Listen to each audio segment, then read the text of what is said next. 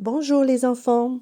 Aujourd'hui, nous vous proposons de suivre votre séance d'enseignement biblique sous un format vidéo, puisqu'il nous est devenu difficile de nous voir en vrai. Attention, vous devrez être bien attentifs pendant le récit, puisqu'à la fin, je vous poserai des questions. Vous aurez quelques secondes pour y réfléchir avant de voir s'afficher les réponses. Le texte que nous allons étudier aujourd'hui se trouve dans Jean chapitre 6, versets 1 à 15. Vous pourrez également le trouver dans l'Évangile de Matthieu chapitre 14 versets 13 à 22, l'Évangile de Marc chapitre 6 versets 31 à 46, dans Luc chapitre 9 versets 10 à 17. Vous pourrez également établir un lien avec un passage de 1 Roi chapitre 17 versets 11 à 16 concernant Élie et le pain de la veuve de Sarepta. Et enfin, vous pourrez lire Luc chapitre 22 verset 19 sur le pain rompu de la Seine. Avant de commencer, dites-moi s'il vous est déjà arrivé de vous retrouver avec des invités qui n'étaient pas prévus pour le repas. Et alors vous vous inquiétez pour savoir s'il y aura assez à manger pour tout le monde. Aujourd'hui, nous allons parler d'un jeune garçon qui a partagé son repas avec toute une foule. Jésus revenait d'un long voyage où il avait traversé la Samarie. Rappelez-vous qu'il y avait fait la connaissance d'une Samaritaine. Il s'était révélé à elle comme étant le Messie annoncé par les prophètes et qui était tellement attendu. Et il se présentait comme celui qui apporte l'eau vive. Celui qui boit de cette eau n'aura plus jamais soif, lui disait-il. Maintenant, il était revenu en Galilée, dont il était originaire, avec ses 12 disciples. Dans notre leçon d'aujourd'hui, nous allons encore une fois accompagner Jésus dans ses déplacements et dans ses rencontres avec les gens.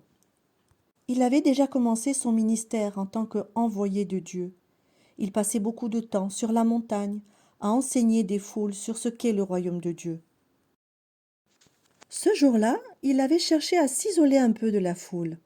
Il était peut-être fatigué, on ne sait pas, mais il était monté dans des barques avec ses disciples et avait traversé le lac de Galilée, qu'on appelle aussi le lac de Tibériade. Malheureusement, une fois arrivés de l'autre côté de la rive, ils se sont aperçus que la foule les avait suivis. Jésus comprit alors combien cette foule avait besoin de lui, de le voir, de l'écouter, de l'entendre. Et la Bible nous dit qu'il fut ému de compassion. Et ce n'était pas une petite foule. On nous dit qu'il y avait 5000 hommes, sans compter les femmes et les enfants. Voici le jeune garçon dont je voulais vous parler. Il est originaire de Galilée et on ne connaît pas son nom parce que la Bible ne le mentionne pas.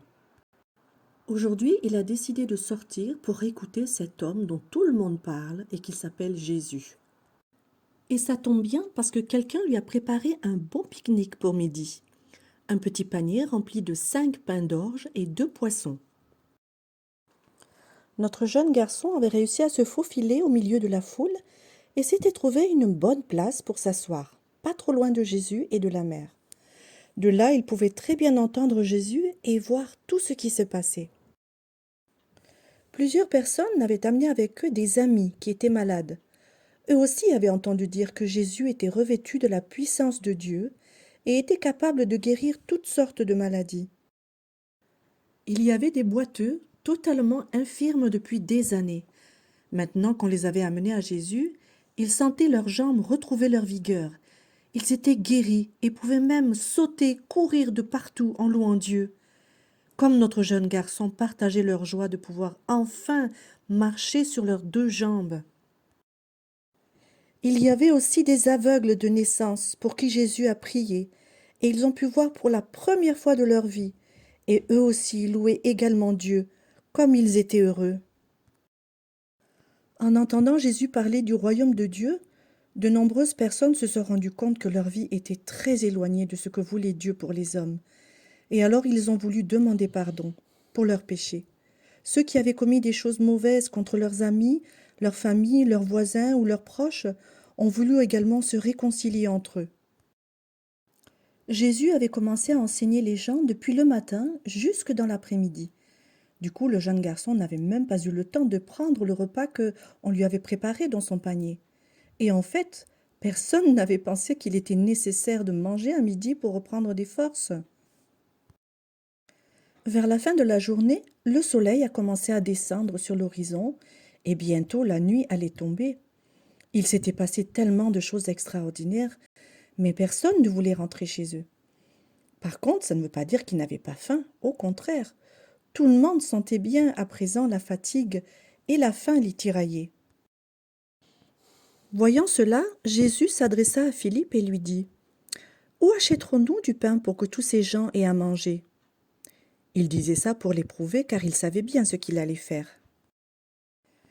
Philippe n'en croyait pas ses oreilles. Quoi? Leur donner à manger? Mais le village le plus proche était à des kilomètres de là. Comment ferait-il pour acheter tant de pain pour tous ces gens? En plus de cela, il aurait fallu le salaire de quasiment 6 mois de travail pour pouvoir vraiment acheter suffisamment de pain pour tout ce monde. Notre jeune garçon, qui n'était pas loin, avait un peu entendu la conversation entre les disciples. Il voyait bien ses 5 pains d'orge et ses 2 poissons dans son panier, puisqu'il n'y avait pas touché. Oh, je pourrais bien donner mon panier de repas à Jésus, pensa-t-il. Le jeune garçon s'approcha de l'un des disciples de Jésus nommé André. Excusez-moi, monsieur, j'ai un petit panier de repas que j'ai ramené de la maison et j'aimerais bien le donner à Jésus, lui dit-il. André regarda son panier et lui dit: Bon, fais voir un peu. Ouais, je vois que tu as dans ton panier 5 pains et 2 poissons. Tu es bien sûr que tu veux les donner à Jésus? Oh oui, monsieur. Alors il faut que tu viennes avec moi et que tu lui remettes tout cela. Ce généreux garçon voudrait te donner son panier de nourriture. Il a 5 pains d'orge et 2 petits poissons, dit André à Jésus. Mais en même temps, je ne vois pas comment cela pourrait nourrir tant de monde. Oh, mais c'est formidable, mon garçon. Bien sûr que cela suffira. Nous allons tous goûter à ton repas et il a l'air très bon. Les disciples n'y comprenaient rien. Jésus se tourna encore vers ses disciples et dit: Dites à tous ces gens qu'ils doivent se mettre par groupe de 50 et s'asseoir dans l'herbe. Nous allons leur servir à manger. Les disciples n'avaient pas forcément bien compris ce que voulait faire Jésus. Mais depuis qu'ils le connaissaient, ils avaient compris qu'il faut toujours obéir à Jésus, parce que lui sait des choses que eux ne savent pas. Ils commencèrent donc à organiser la foule pour qu'ils se mettent en petits groupes. À présent, tout le monde attendait. Qu'est-ce qui allait se passer? Ils avaient tous tellement faim. Certains étaient déjà un peu excités. Toute la journée, ils avaient vu Jésus faire des choses extraordinaires.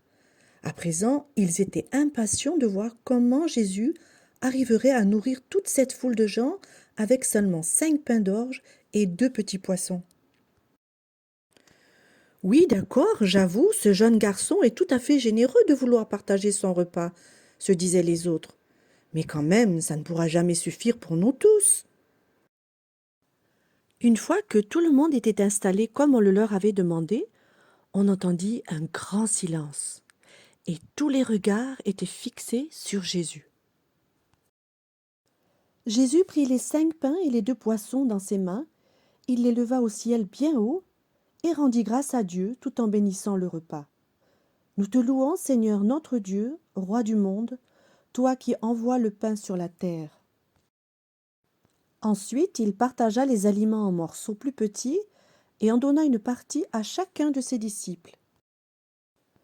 Tenez, prenez cette nourriture que je vous donne, leur dit Jésus, et partagez-la à tous ceux qui sont assis. Il voulait mettre leur foi à l'épreuve. Un peu hésitants, les disciples s'approchèrent de la foule et leur donnèrent les morceaux de pain et de poisson que Jésus leur avait donnés. Et aussi incroyable que cela puisse paraître, au fur et à mesure qu'ils distribuaient la nourriture, ils en avaient de plus en plus à donner. C'était juste incroyable. Ils n'en revenaient pas. Un miracle était en train de se produire. Jésus et le jeune garçon aussi mangèrent de ce repas. Et le garçon était tellement heureux, et fier aussi. Heureux d'être là avec Jésus et de voir toute cette foule manger de bon cœur ces quelques aliments qu'il avait voulu partager. Tout le monde eut largement assez de nourriture pour être rassasié, et il se sentait tellement béni d'être venu jusqu'à Jésus. Bien sûr que c'était lui le Messie annoncé par les prophètes. Cela ne faisait plus de doute maintenant. En même temps, Jésus continuait de leur expliquer le vrai sens de sa venue sur terre. Nos pères ont mangé la manne dans le désert, leur disait-il. Mais mon Père vous donne le vrai pain du ciel. Je suis le pain de vie. Celui qui vient à moi n'aura jamais faim, et celui qui croit en moi n'aura jamais soif. Il s'adressa alors à ses disciples en leur disant, « Maintenant, ramassez tous les restes, rien ne doit être gaspillé. » Et avec tous les restes, les disciples réussirent à récupérer 12 paniers pleins de nourriture. Certaines personnes étaient tellement impressionnées de tous les miracles accomplis par Jésus. Ils auraient aimé faire de Jésus leur roi, mais ce n'était ni le lieu ni le moment. Après cela, Jésus renvoya les gens chez eux.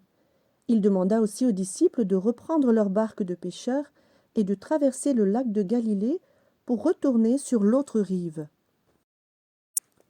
Quant à lui, il ressentait le besoin de marcher encore un peu sur la montagne.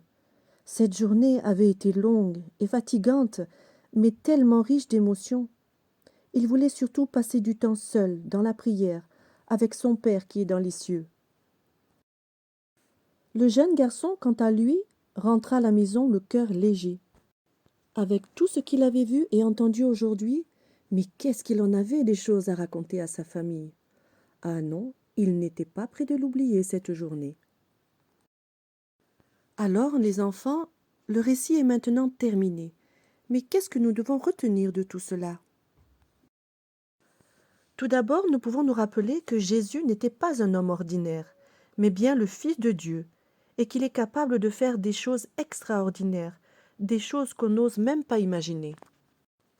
Et Dieu son Père lui donne la puissance d'accomplir des miracles pour manifester au monde qui il est vraiment. Est-ce que tu crois que Jésus-Christ est l'envoyé de Dieu pour sauver les hommes de leurs péchés et de leurs infirmités ou leurs maladies? Deuxièmement, nous pouvons voir comment Jésus a honoré l'offrande généreuse du jeune garçon.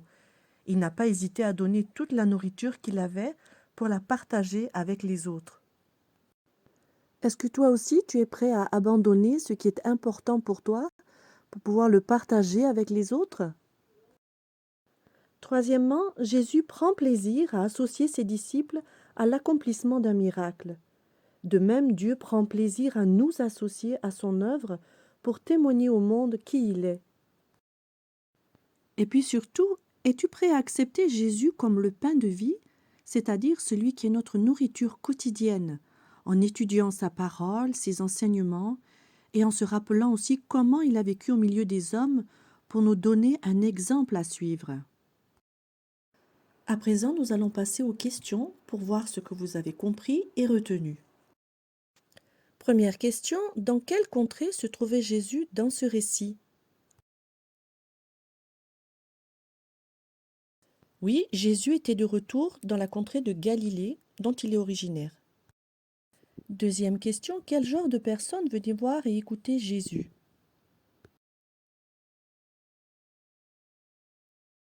C'était surtout des gens qui étaient malades, handicapés, ou bien des gens qui étaient curieux d'entendre les enseignements de Jésus sur le royaume de Dieu. Quel était l'endroit particulier où Jésus aimait venir pour rencontrer les gens, les enseigner et aussi les guérir selon les besoins?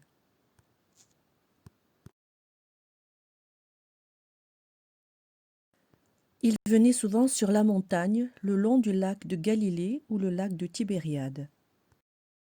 Comment se nommait le garçon de notre histoire? La Bible ne mentionne pas le nom de ce jeune garçon. Qu'est-ce que ce garçon avait apporté avec lui pour son repas de midi? Dans son panier, il avait emporté 5 pains d'orge et 2 poissons. Combien de personnes étaient assemblées autour de Jésus et ses disciples?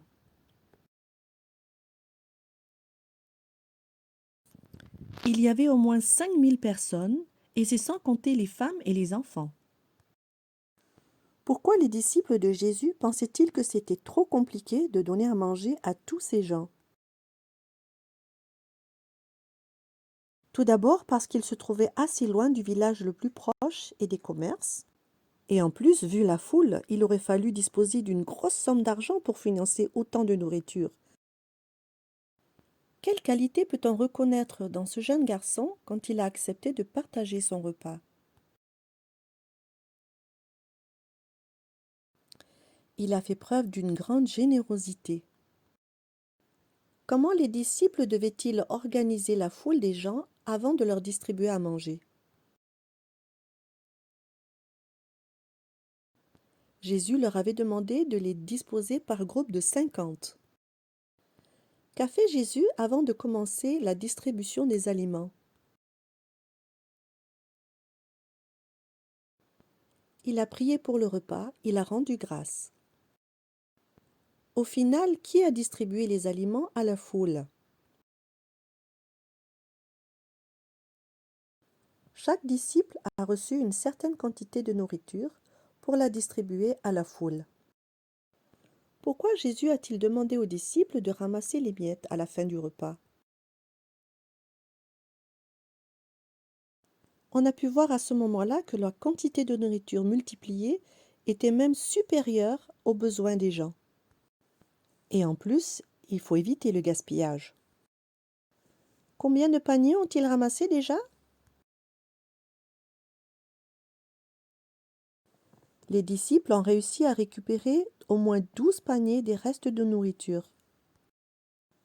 Où sont allés les disciples à la fin de la journée? Jésus leur avait demandé de prendre leur barque pour aller de l'autre côté du lac.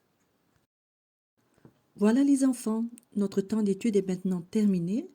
Vous pouvez prendre un moment dans la prière pour remercier Dieu pour tout ce que vous avez appris aujourd'hui. N'hésitez pas également à partager ce récit avec d'autres pour qu'ils apprennent également à recevoir Jésus comme le pain de vie. Et moi, je vous dis à la prochaine!